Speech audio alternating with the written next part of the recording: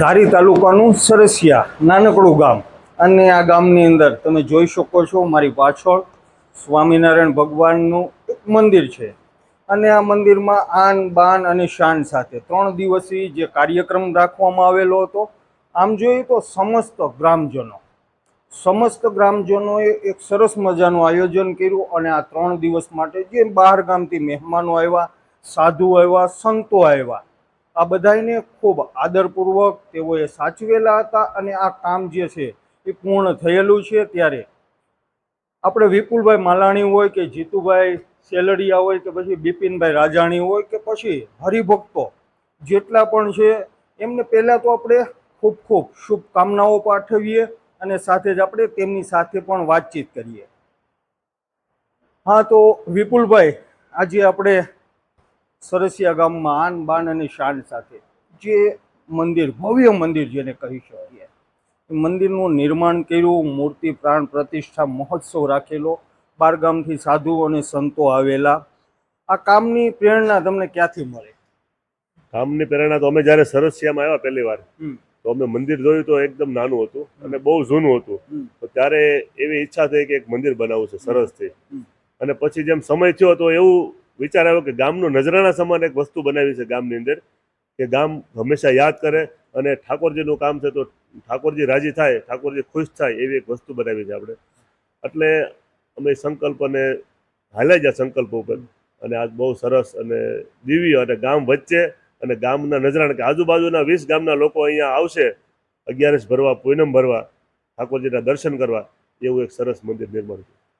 વિપુલભાઈ આપણી સાથે જોડાયેલા છે. વિપુલભાઈ, આમ જોઈએ ને તો આ મંદિરમાં નિર્માણ કાર્યમાં અમે તમને સેનાપતિ માનીએ છીએ. તમારી પાછળ ઘણી બધી ગ્રામજનોની, હરિભક્તોની, મિત્ર વર્તુળની ઘણી સેના હતી. પણ આ કામ જે તમે 3 દિવસ માટે તમને મેં જોયા કે ઝઝૂમતા હતા મંદિર માટે, કાર્ય માટે. આ કાર્ય જે તમે કરેલું છે એની અંદર તમને હરિભક્તો તરફથી અને કેવા કેવા મિત્રો તરફથી તમને સહકાર મળેલો? આ કાર્યની અંદર અમને હરિભક્તો અને ગ્રામજનોનો ખૂબ જ સહકાર મળ્યો.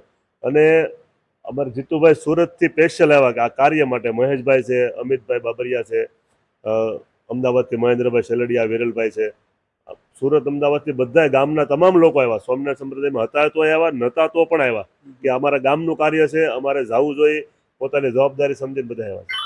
ખૂબ સરસ. સરસિયા ગામના આંગણે આવો ભવ્ય ધાર્મિક જેને કાર્યક્રમ કહી શકીએ, પણ સાથોસાથ અમારા સરસિયા ગામના વતનના રતન એવા જીતુભાઈ સેલડિયા. જીતુભાઈ, આપણે અહીં એક લોકોને ઉપયોગી જ્યારે અકસ્માતે ઇમરજન્સી લોહીની જરૂર પડે છે ત્યારે લોહી માટે લોકો દોડતા હોય છે. એમના માટે તમે જે આયોજન કર્યું, મિત્ર મંડળ કે સ્વામિનારાયણ સંસ્થા તરફથી કે બહુ ભવ્ય કાર્યક્રમ કર્યો, આની અંદર કેટલા લોહી એકઠું થયું?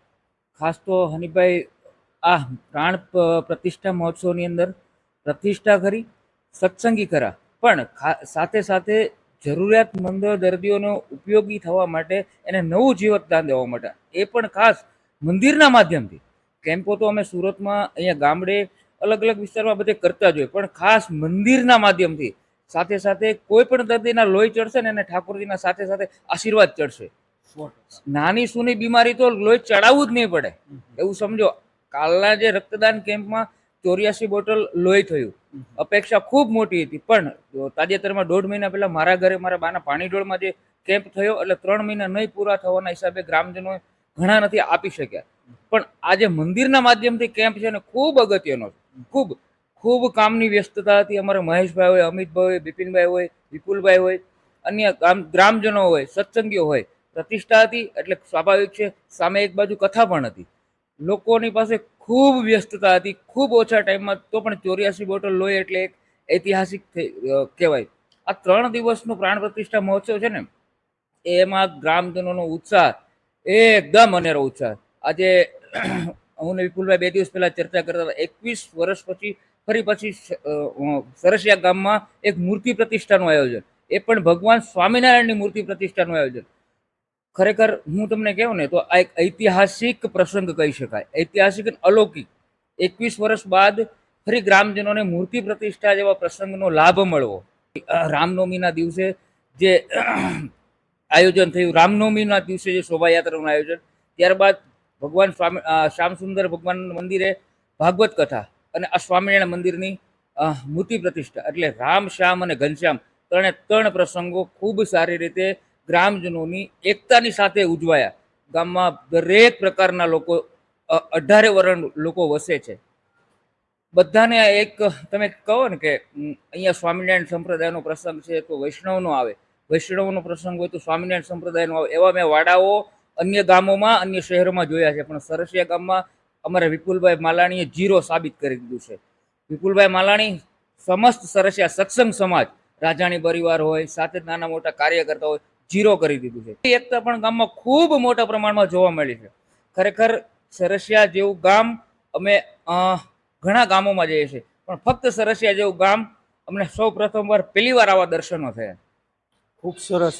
એટલે ભગવાન શ્રી શ્યામની જે સાક્ષાત હાજરા હજુર છે એવું સરસિયા ગામ, દૂધાધારી બાપુ જેવા સંતના આશીર્વાદ છે, અને સાથે સ્વામિનારાયણ મંદિર પણ જાજરમાન બની ગયેલું છે. ત્યારે આપણે વધુ એવા હરિભક્ત બિપિનભાઈ સાથે વાતચીત કરીએ. બિપિનભાઈ, અત્યારે મંદિરનું જે નિર્માણ થયેલું છે, કેવું લાગે છે તમને? બહુ સરસ આયોજન થયું ને ગામનો બહુ સહકાર સારો રહ્યો. અમને મોટી વાત એ છે કે ગામ આખું સરસ, બધાય વરણ હળી મળીને કામ સરસ પૂરું કરી દીધું છે આપણને.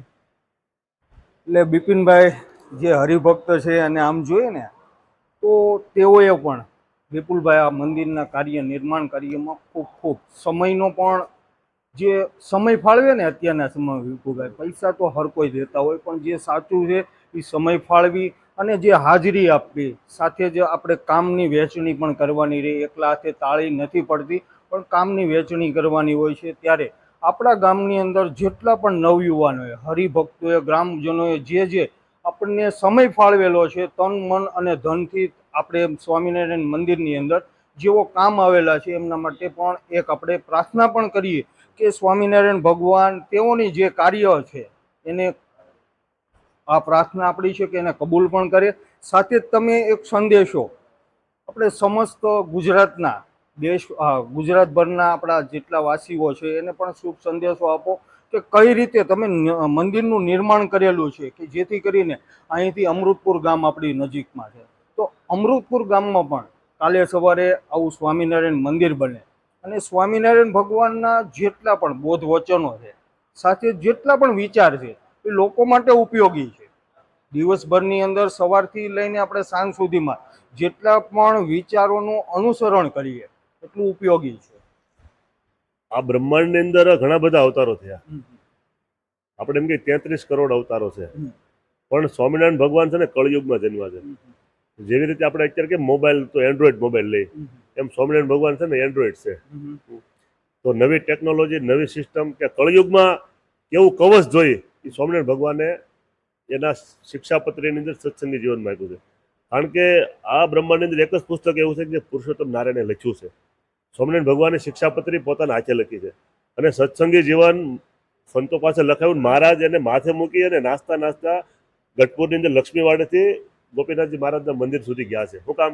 કે ભગવાન કે આપણે સત્સંગી જીવન ગ્રંથ બહુ પ્રિય છે, અને શિક્ષાપત્રીની અંદર આ કળયુગી વાતાવરણ તમને અડે નહીં એને માટે બધા નિયમો છે.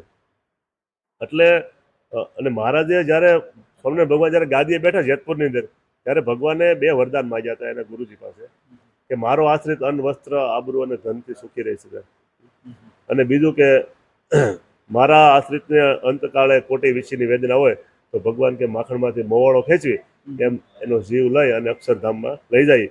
અને પછી તો ઘણા બધા છે કે ભાઈ અંતકાળે મારા જનને જરૂર મારે આવું, બિરુદ મારું બદલે નહીં, સર્વજનને જણાવ. ભગવાન કે અંતકાળે મારા ભક્તને હું તેડવા આવું છું. અને એવા હજારો દાખલા આ સંપ્રદાયમાં મોજૂદ છે. તમે હમણાં પણ ઘણા બધા દાખલા માગી શકો તો મળે પણ છે. એટલે એવું આ સ્વામિનારાયણ ભગવાનનું વચન છે. એટલે ભગવાન ખૂબ દયાળુ છે, અને એની કૃપાથી આ બધું કાર્ય થયું છે. સરસ, ખૂબ સરસ. એટલે આ હતા અમારી સાથે વિપુલભાઈ માલાણી, જીતુભાઈ સેલડિયા, બિપિનભાઈ, સાથે જેટલા પણ હરિભક્તો છે. આ મંદિરના 3 દિવસીય મૂર્તિ પ્રાણ પ્રતિષ્ઠા મહોત્સવની અંદર આપણે 2 બોધપાઠ લેવાના છે. એક તો